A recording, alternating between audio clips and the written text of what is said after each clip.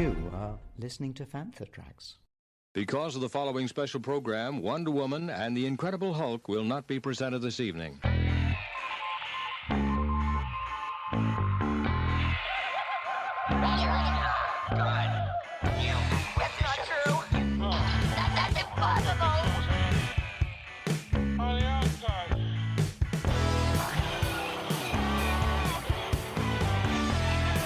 It's time to get all your Star Wars news in a single file.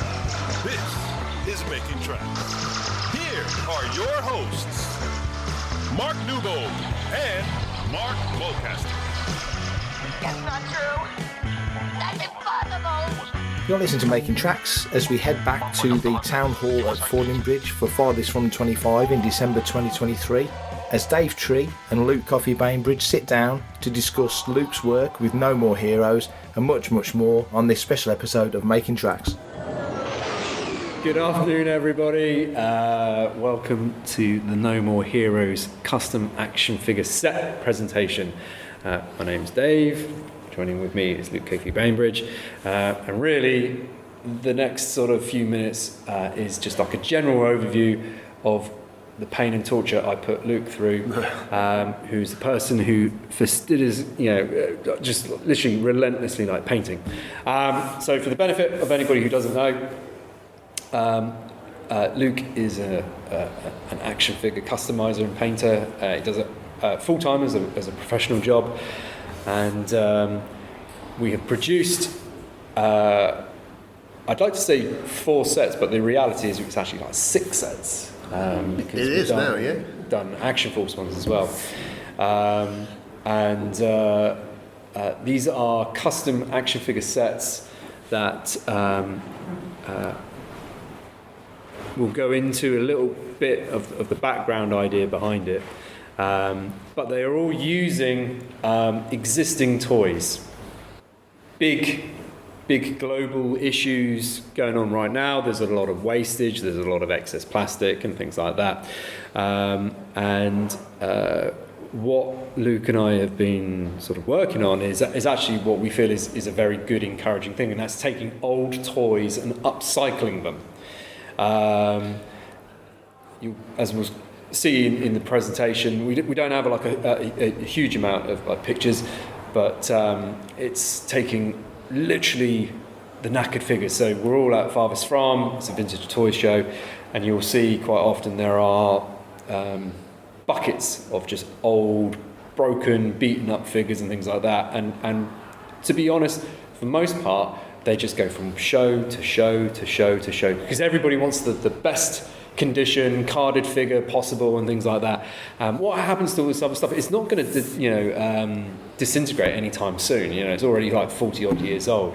So we've decided to try and amass as much as we can of this stuff, and then Luke then spends many hours cleaning them up, in some case having to restore them because they've got bits missing and tuned Tiny off. little nose jobs. Who's your favourite on that front? On the nose job front, Medine, is it? Yeah. So I don't know what happened with kids in the 80s just destroying their Medine figures. They're rubbing them along the floor or something. But it was like half of the Medines that you managed to source didn't have a nose.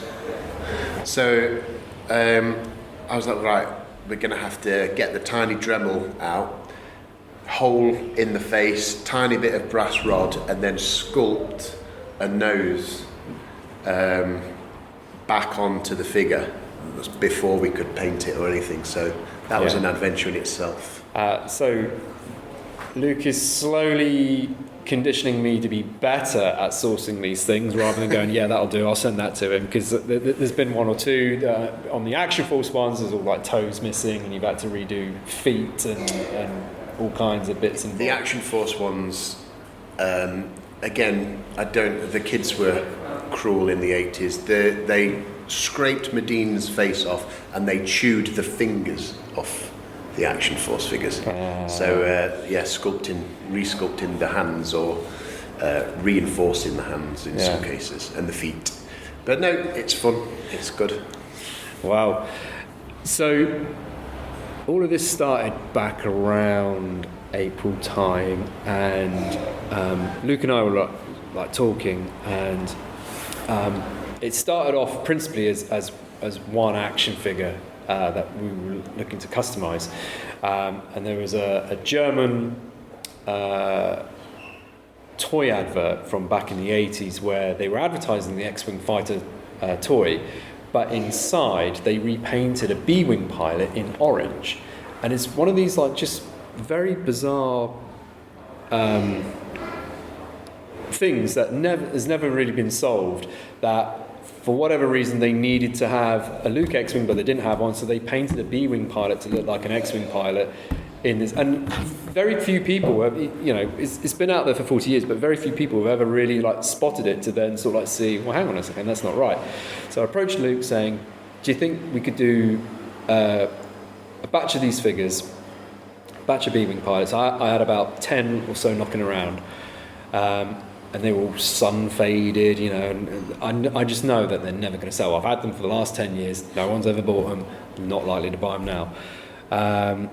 Can we do a batch of these things as X-Wing pilots? And I was sort of like explaining the concept to like Luke, and then really the ball started going from there, because it's like, Luke was like, oh, well, I've got this idea, you can also do this with this figure, and it was like, well, I turned the B-Wing figure round in about an hour, didn't I? Yes, and it was like, that's perfect. Like, don't do any more, And then it all sort of snowballed from that one. Yeah, and then because I'm an idiot, I'm then like, we could do this, we can do this, we can do this. So I'm then looking at like literally the bins of like beta figures that I've got, and I'm like thinking, what else have I got? There's 9num. There's tons of 9nums. Never sell any 9nums. You only ever really need one, and nobody really ever like has. So what can we do with like 9num? And then so from there it was like, well, let's try like an action figure set. We then did a second one that was then for the July show, and then in between that show and this show, we've had Roll Out Roll Call, which is a Transformer G.I. Joe show that we do, so there was 2 Action Force sets, and then for this show 2 additional sets have been created. Now I haven't really got much of a development on the first 2 sets, primarily because I ran out of time. But just to give you an idea of some of the things that Luke has to kind of endure, so there's like getting all the 9nums and Rebel Commandos together, and I don't know if you want to talk about the 9num, because that's one of your favourites, isn't it, really? So the 9num is based on with a lot of these ideas, me and Dave, most of them come from Dave, but the 9num is specifically special to me because the Battlefront game that I absolutely played the hell out of, you can customise your character. So that is the character that I play in the game. So it's sort of an Endor commando, and it's the Sullustan alien. So I felt like I got a little part of myself into the set, because that's the guy that I've been, shooting Imperials with for months. So yeah, that was cool being able to do that. And there are a few other little bits and bobs that come from just random corners of mine and Dave's own personal fandom, aren't they? Yeah. You've come up with. I mean, we didn't want to do, so like the Rebel Commando is a good example, and when you look at that figure, the costume department of the original trilogy, they take reference photographs, and the reference photographs are then given to the toy companies to then sculpt and things like that. But when you actually look into the that Endor sequence for like Return of the Jedi, you don't actually really see the Rebel Commando. You see variations of it. It's not like a version exactly like that with like the gaiters and like the open top. And when you look into it, it's like actually none of these are correct in a sort of roundabout way. But because you've had the action figure, that is your point of reference. That's what you think is the correct going forwards. And it's like the wrong way round. It's like Han Solo in his Hoth gear has a brown coat, but everybody thinks it's a blue coat because it's the action figure that is like, tainted your memory. And then equally within that opportunity, we wanted to like sort of increase the diversification of things. So they are Endor troopers who are not Caucasian, but there's very few representations of that. But then equally within the aliens as well, giving you a chance to like play around. So like Nine Num is grey in terms of the action figure, but like we've got him as like a pale flesh coloured. And again, based on Battlefront, that's the colours that you like see them in at.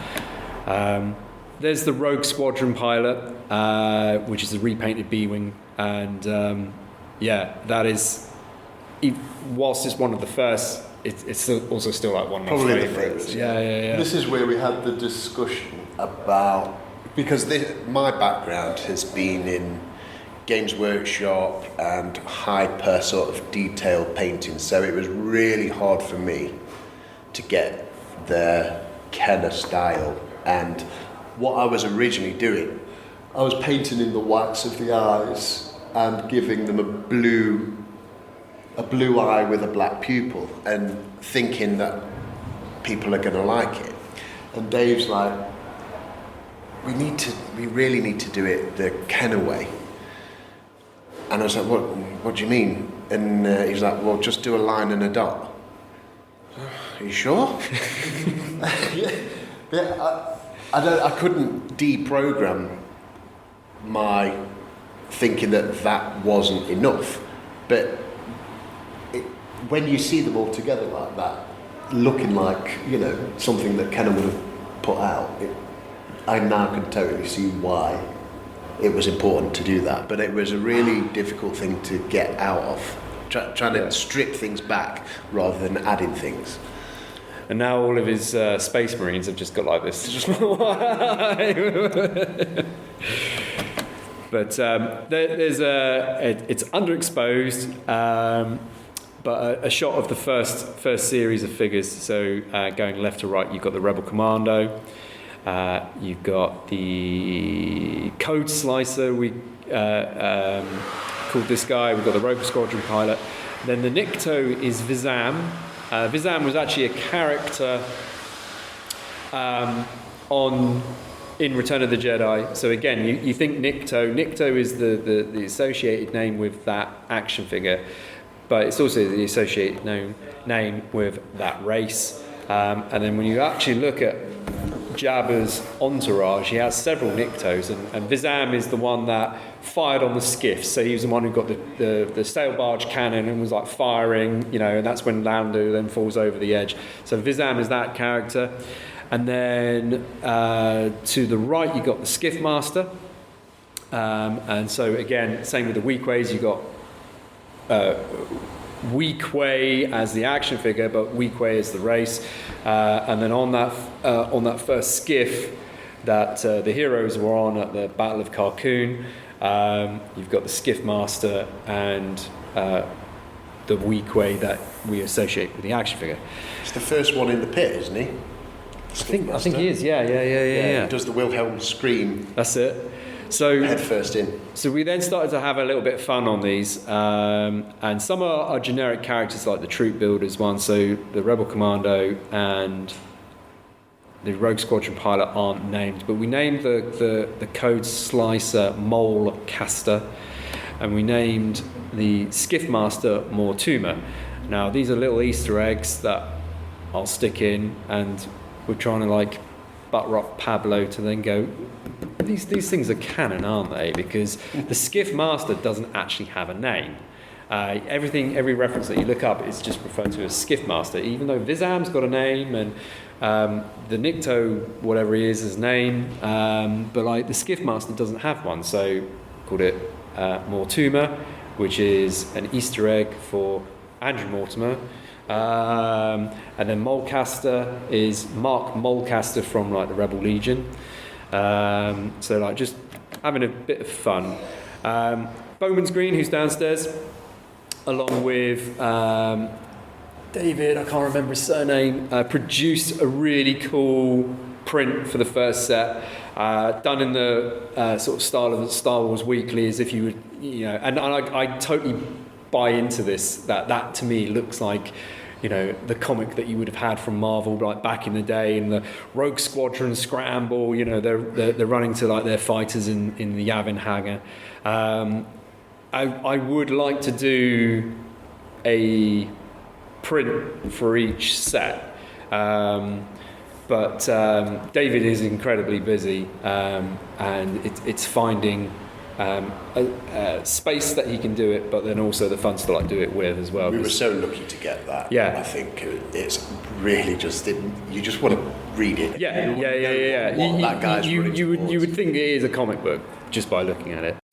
For everything in one location, daily news, reviews, interviews, podcasts, video and social media feeds, bookmark FanthaTracks.com for Star Wars news 24/7, 365.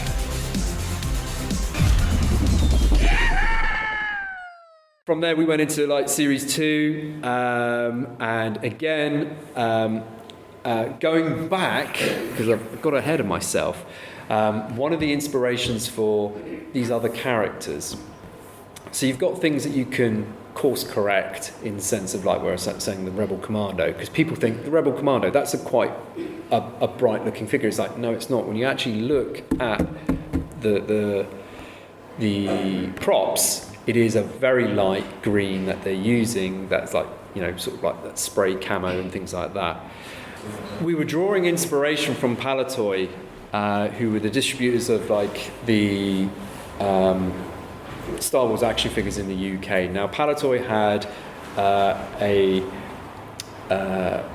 product line called Action Force. Action Force was the UK eventually evolved into the UK version of G.I. Joe, but Action Force has a very interesting history in the sense of that they created this whole product line, and then almost ran out of budget. They ran out of money, and the management team was like saying, right, well, because they changed direction. They were like small versions of Action Man, and then they were going into a fantasy direction. So the management team said, right, there's no budget for this. What you're going to need to do is like just cobble together what we've already produced and repaint it. So you were buying, as a kid, it didn't even twig to me that as a kid I was buying the same action figure again and again and again, because they just repainted it in different ways. And that's also where we were like drawing inspiration for here. So Mulcaster was like the sort of first figure of like, well, it's just literally like 9 number, like let's try and think of change the direction of it and make it look completely different, so you think it's a totally different figure. And that to me is none more so evident with the Rees here, because I don't actually look at that and think of Rees. I look at that and go, oh my god, it's a whole new figure.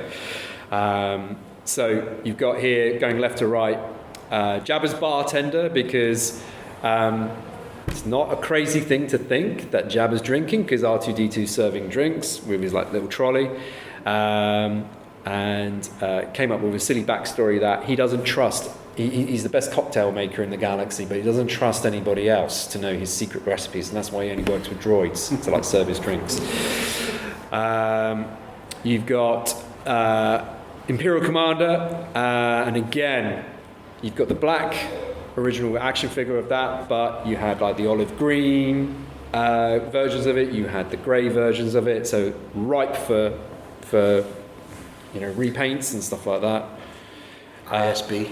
Yeah, ISB as well. You've got the Attack Commander, and this was an opportunity to actually do it in the correct colours. Low grey as a new Ewok with a Chief Chirper hood. I know that's lame, but that's using the Palitoy ethos. That's exactly what you do. And you've got Maydeen with a nose job, quite possibly, done as the Rebel deck officer. Now again, having a bit of fun, we called the bartender Criddle, after Grant Criddle. the Imperial Squadron Leader, Allinson, after Jez Allinson, the running Stormtrooper. Captain Tinmar Keeler, which is Martin Keeler. Ewok Scout is Skinner, Stuart Skinner from Generation Skywalker, and Jan Laoma, which was Mark Newbold's West End Games character. And we couldn't use Mark Newbold because he's actually already got his name in canon in Star Wars, so he's not getting two. So and then we did create two mailaways for both sets. It was a repainted Weequay for set 1, which we called Horswell after Stuart Horswell and the Horswell family that helped us out. But he's the Weequay sharpshooter that appears twice in Return of the Jedi. First of all, he's thrown out the barge by Luke as he's like going up because he opens up the hatch, and then somehow he then, even though he fell into the Sarlacc, he then gets back up. He reappears back on the on the deck of the sail barge, and he's the one who then shoots Luke in the hand. So he's literally doesn't have a name. He's just literally known as Weequay Marksman. So we're calling him Horswell. And then for set 2, it was a repaint of Nikto again as Nasad. And again, he's like in Jabba's palace. There's that famous shot of Boba Fett with Bosk, and Nasad is like next to him in terms of the publicity stills. But in the film, he's the one who opens up the hatches of the sail barge when Luke is on the deck, and you hear him go, hey, I laughs, but that's the Nasad, or Nisad. So yeah, we created mail-away figures, and again, that whole thing of like here's what you've just bought, but like here's what you also could get, that extension of, and again, that's like, how many more things can we keep repainting and stuff like that? So yeah, there's a group shot, and I love this sort of thing because it's that signposting back to, like, it makes it feel like it's a vintage thing, that you've got like the text at the bottom there, and them all against a yellow background. Collect them all. Yes.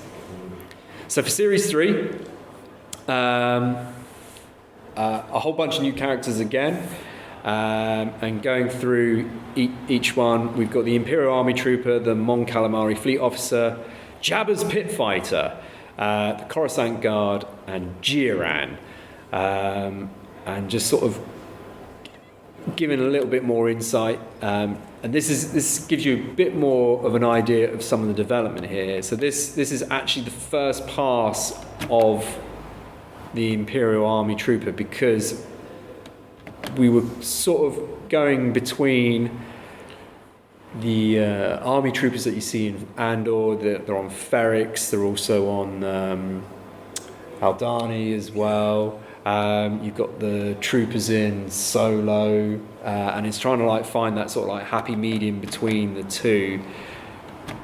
Luke follows the brief, and then quite sometimes I look at it and I go, yeah, sort of wrong, you know, and he's, so I'll be asking, can you sort of maybe change this or touch that up? I think what I was thinking with this is that I was trying to think of the previous attack commander. Yes. How he's got the body almost, so it would sort of track if you had a bunch of them together. Yeah. But I think your suggestion of having it all green was the way to go. It's just me thinking, is this enough, basically? Should we have an extra layer of colour on? But no, I think it's better without. Yeah. Mon Calamari Officer, so that's a pretty easy one. We always think of Akbar and the Mon Calamari like in this, but when you actually see the rest of them, Akbar's really only the one in white. Everybody else is in like this sort of cream, sort of browny fatigues and stuff like that. And wearing trainers as well, look at that. The Coruscant Guard, based on Shadows of the Empire, something I absolutely loved in Days of Yore. And I always thought the Coruscant Guards were a really cool concept that they never really... Never took off, really, did it? Yeah, they never expanded upon it. But it was trying to... Originally, I was like thinking the Biker Scout as an action figure, and we went with the... Snow Trooper, because Luke came up with a better suggestion for the Biker Scout. But again, this was one where it didn't quite feel it for me on the first pass, and I get, because Luke was trying to do the... I was thinking of the Sith Trooper from Rise of Skywalker, where you just get in that last scene where you get a sea of red. Yeah. But it didn't really work with the Snow Trooper. So yeah, the black separates it, and then you get more of a glossy red and more sort of a matte on the trousers and the sleeves. So the black grey separates that, and I think it makes it much better. And then we've also got Greth as well, who is Jabba's pit fighter. So the idea behind this is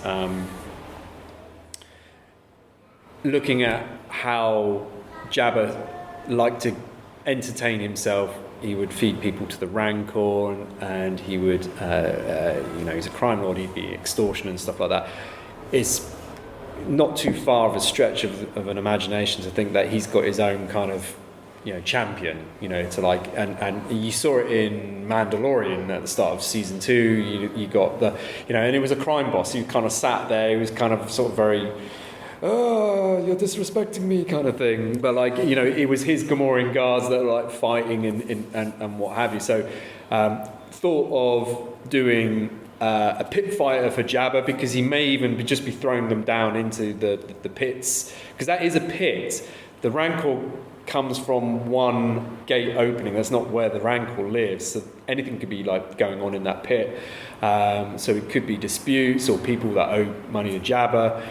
And really the inspiration behind this guy was how do you make him different, stand out against like a regular Gamorrean guard.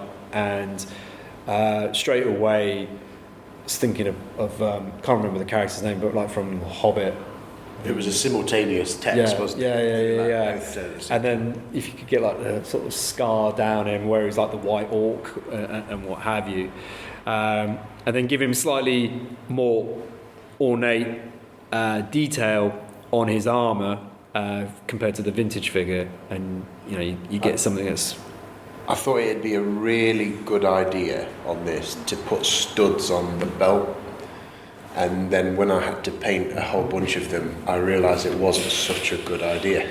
Because so there's like all these little silver dots. Yeah. They're not part of the sculpt. They're just dabbed on with the tip of the brush. But yeah, it's one of those suggestions that why did I suggest this? But again, where I have my favourites in every single set, I would say, for me, this is my personal favourite for this set, because again, it's literally turning the head of something that you've seen inside out for like the last 40 years and giving it a completely different, fresh feel.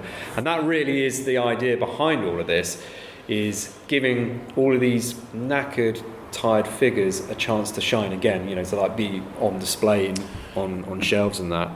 Well, that's your favourite. I think Jiren, did we call him? Yes. Is mine, because that whole from the waist down is just grey plastic with like a skirt on the original figure. So there's so many bits and pieces on that sculpt that you can pick out. So the leg bracers, and then the brace around the top of the boots, and the little thing on the shoes and everything. And then he does have this body armour on underneath that we picked out in bronze. So you see things differently when you pick them out as a different colour.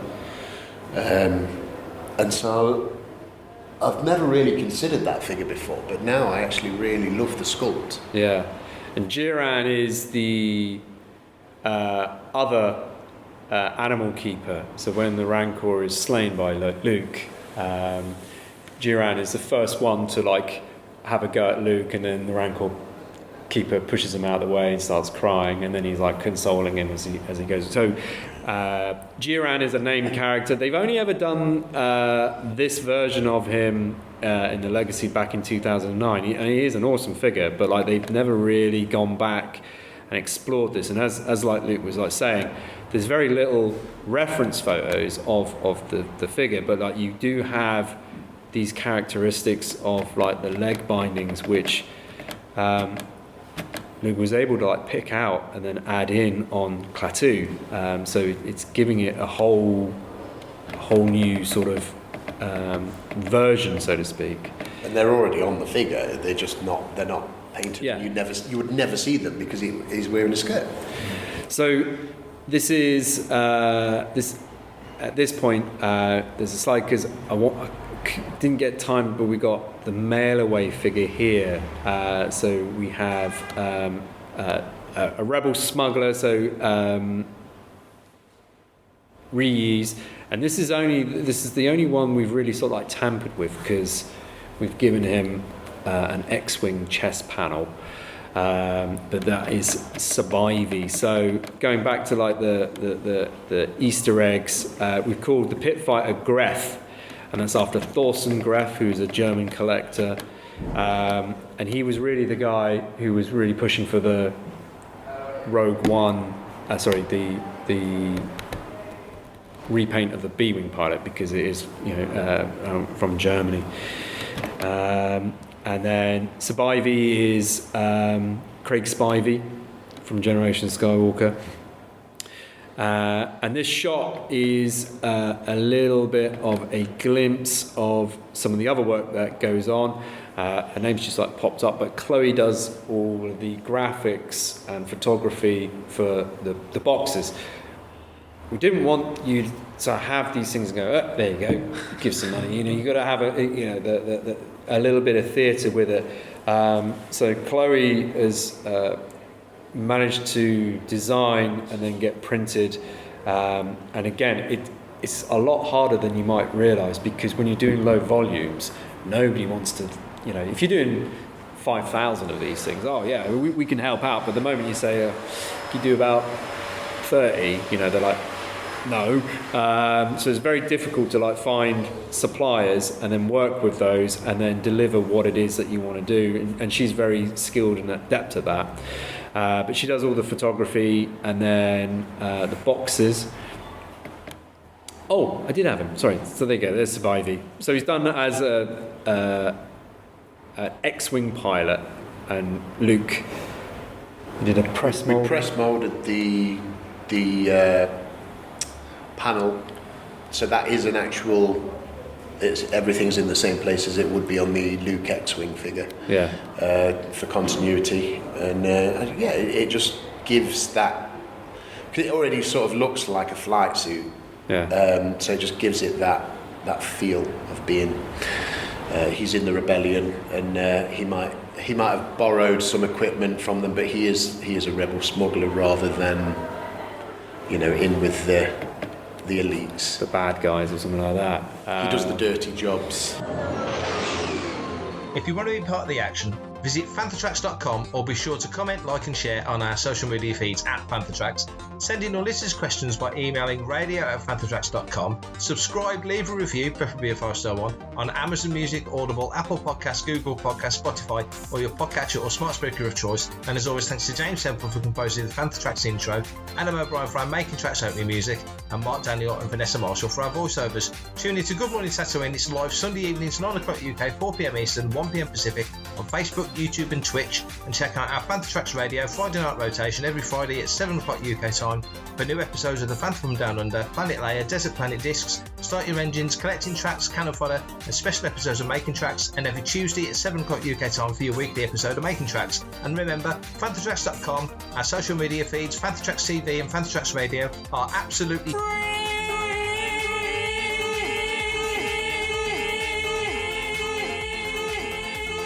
so no Patreon, Buy Me a Coffee, Kickstarter or Indiegogo required to stay updated on all the latest Star Wars news. Until we catch up with you again, may the Force be with you. Coming up next on Fantha Tracks Radio, it's another episode of Making Tracks.